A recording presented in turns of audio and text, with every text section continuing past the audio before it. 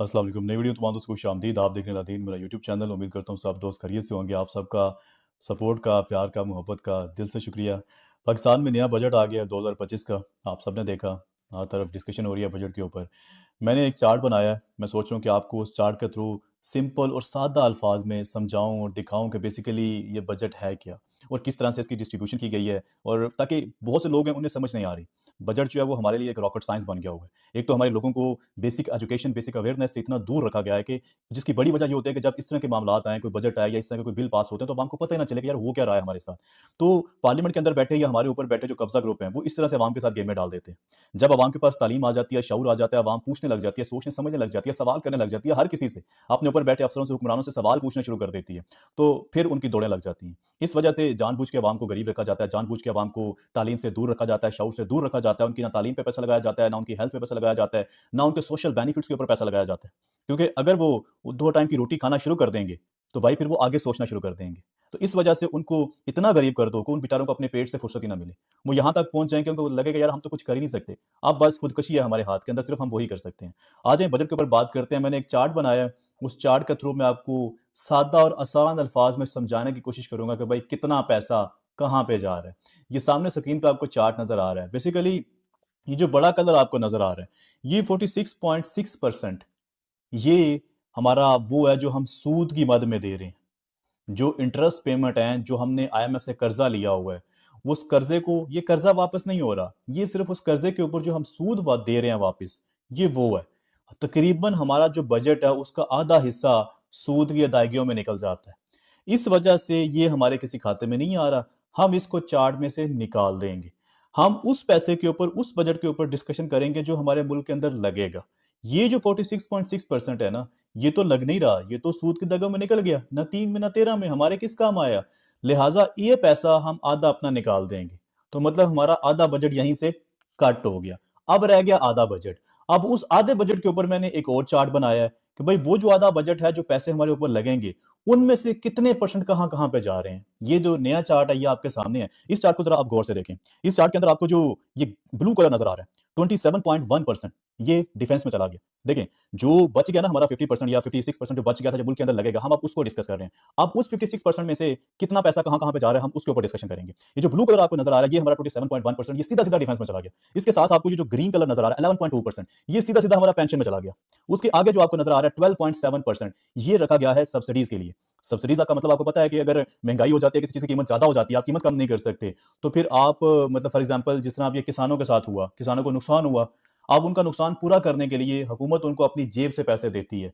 उसको आप कहते हैं कि हुकूमत सब्सिडीज़ दे रही है, हुकूमत रिलीफ़ दे रही है। सो उस चीज़ के लिए हुकूमत ने जो पैसे रखे होते हैं, उनको आप कहते हैं कि सब्सिडीज़। सो ये है हमारे पास 12.7%। अब इससे थोड़ा-सा ऊपर आएँगे, आप देखेंगे जो येलो कलर आपको नज़र आ रहा है, ये 10.6% ये है पीएसडीपी। मतलब कि आपके जो पब्लिक सेक्टर में डेवलपमेंट हो रही है, उसके लिए जो पैसा रखा गया है। मतलब आपके डैम्स बन रहे हैं, आपकी सड़कें बन रही हैं, आपके इंफ्रास्ट्रक्चर के ऊपर जो काम किया जा रहा है, उसके लिए 10.6% रखा गया है। अब उसके ऊपर आपको जो पर्पल कलर नज़र आ रहा है, 7.6% ये बेनज़ीर इनकम सपोर्ट में जा रहा है। जो पैसा लग रहा है उसमें से 7.6% बेनज़ीर इनकम सपोर्ट में जा रहा है। ये पहली बार नहीं हुआ, पहले भी ऐसा ही होता है, एक बड़ी अमाउंट जो है वो चली जाती है। लेकिन सवाल ये है कि जब हर साल इतनी बड़ी अमाउंट जा रही है बेनज़ीर इनकम सपोर्ट में, तो भाई हमारा मुल्क जो है वो फिर, हमारे मुल्क की आधी आबादी गुर्बत की लकीर से नीचे कैसे आ गई? फिर हमारे मुल्क का जो 4 करोड़ लोग हैं, उनके पास रहने को छत क्यों नहीं है? पीने को साफ पानी क्यों नहीं है? वर्ल्ड बैंक की नई रिपोर्ट आपने देखी, 10-12 करोड़ पाकिस्तानी 2 टाइम का खाना नहीं खा पा रहा। गुर्बत में हम ऐसे 45 के एंगल से ऐसे ऊपर जा रहे हैं गुर्बत में हम। तो फिर ये पैसा कहाँ पे जा रहा है? ये पैसा कहाँ पे इस्तेमाल हो रहा है जब हमारी गुर्बत कम होने के बजाय बढ़ती जा रही है? अब इससे आगे जो छोटी लाइनें आपको नज़र आ रही हैं, उनको मैं बाद में डिस्कस करता हूँ। पहले आप ये जो अदर्स वाला 29.4% है, इसको देखें। ये जो अदर्स में आ रहा है 29.4%, ये बेसिकली हमारे गरीब आवाम के ऊपर जो लोग हुकूमतें कर रहे हैं, जो लोग अफसरशाही कर रहे हैं, ये उनका खर्चा है। ये उनके लिए रखा गया है। आसान अल्फाज में बताऊं तो ये जनाब पार्लियामेंट और उसके अंदर बैठे जो हमारे ऊपर हुकूमतें कर रहे हैं, उनके लिए रखा गया है। वज़ीर आज़म के लिए, काबीना के लिए, मिनिस्टरों के लिए, वज़ीरों मुशीरों के लिए, जो ब्यूरोक्रेसी है उनके लिए, इनको जो फ्री में तेल दिया जाता है, बिजली, गैस दी जाती है, जो घर कनालों के जो नौकर चाकर, जो गाड़ियां, जो सिक्योरिटी गार्ड दिए जाते हैं, इनको टीए डीए दिए जाते हैं, इनको जनाब जो बैरून मुल्क सफ़र की सहूलियात दी जाती हैं, वो सारे खर्चे इसके अंदर आते हैं। एग्जाम्पल के तौर पर आपको बता देता हूँ कि वज़ीर-ए-आज़म हाउस के लिए 9 करोड़ सिर्फ गाड़ियों के लिए रखा गया है। उसके बाद 4 करोड़ वज़ीर-ए-आज़म के बगीचे के लिए रखा गया है। 1.5 करोड़ वज़ीर-ए-आज़म की डिस्पेंसरी के लिए, उसके डॉक्टर के लिए रखा गया, दवाइयों के लिए। उसके बाद 22 करोड़ मुख्तस किया गया हैरात करने के लिए, अतिया करने के लिए। मतलब वज़ीर-ए-आज़म ने जो सदका हैरात करना है गरीबों के अंदर, वो भी उसने गरीब अवाम के पैसों से करना है, अपनी जेब से नहीं करना। उसके लिए 22 करोड़ रखा गया। मतलब ये कि तकरीबन 82-85 करोड़ एक साल का खर्चा सिर्फ वज़ीर-ए-आज़म का लगाया गया है। जिस तरह से वो कहा जाता है ना कि एक घर के अंदर एक बाप होता है, वो कहता है कि बेटा तुम यूनिवर्सिटी जा रहे हो, ये तुम्हारा खर्चा पूरे महीने का, तुम कॉलेज जा रहे हो, ये बेटा तुम्हारा महीने का खर्चा।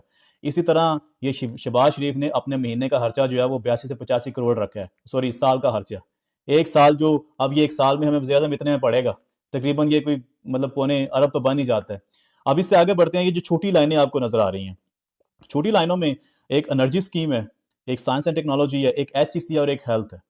आप इनकी प्रायोरिटी चेक करें, ये अपने ऊपर कितना पैसा लगा रहे हैं और तालीम के ऊपर कितना लगा रहे हैं। आप ये हेल्थ के ऊपर कितना लगा रहे हैं और ये साइंस एंड टेक्नोलॉजी के ऊपर कितना लगा रहे हैं, नजर ही नहीं आ रहा। बारीक सी लाइन है यार। एनर्जी स्कीम के ऊपर देखें, ये यहां से नजर आता है कि इन लोगों की प्रायोरिटी क्या है।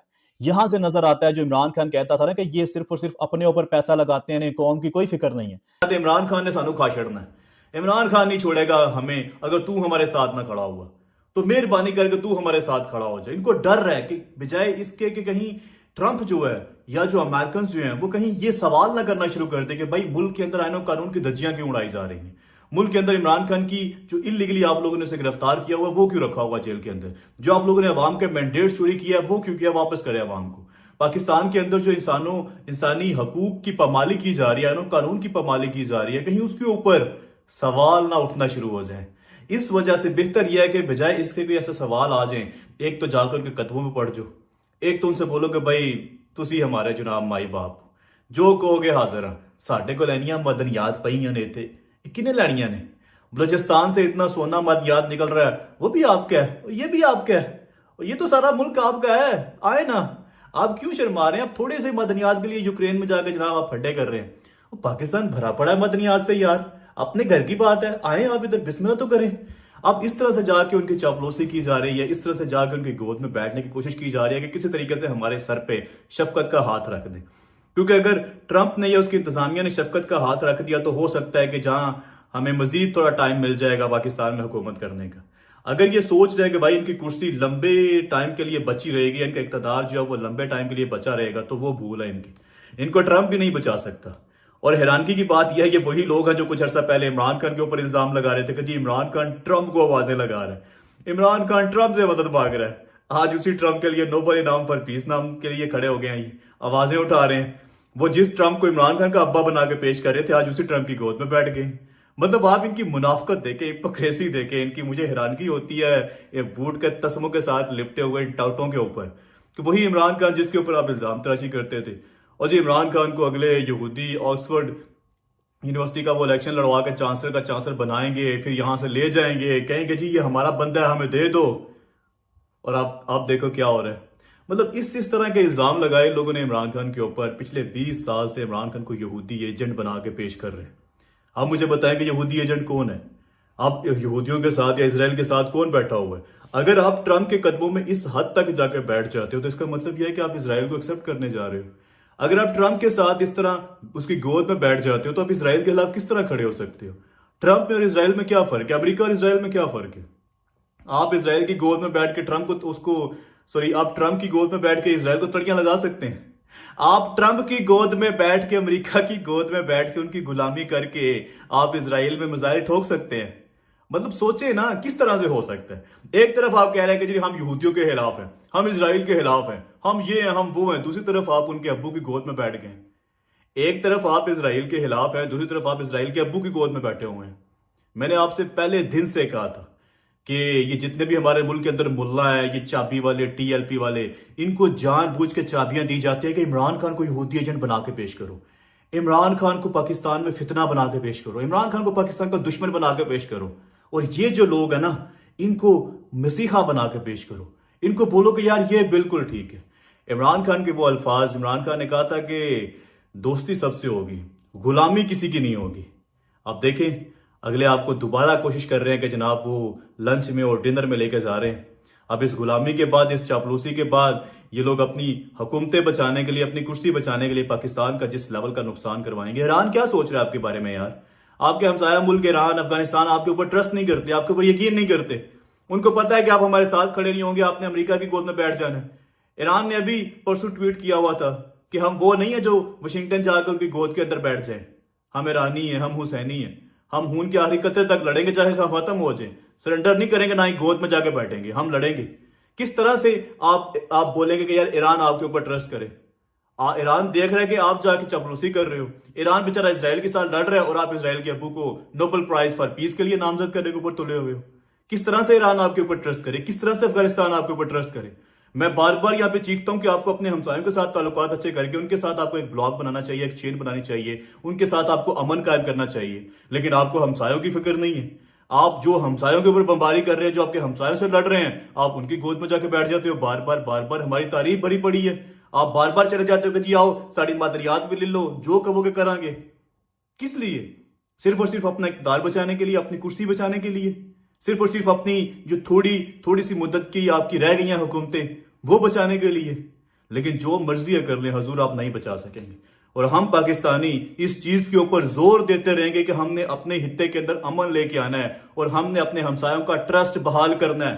पहले ही अफगानिस्तान हमारे पर ट्रस्ट नहीं करता, पहले ही ईरान हमारे ऊपर ट्रस्ट नहीं करता, और आप आज दोबारा उनके दुश्मनों की गोद में बैठने की तैयारियों में पड़े हुए हैं। दोस्ती करें, ताल्लुकात रखें, आप बिजनेस की बुनियाद के ऊपर तिजारत करें, दो तरफा ताल्लुकात रखें।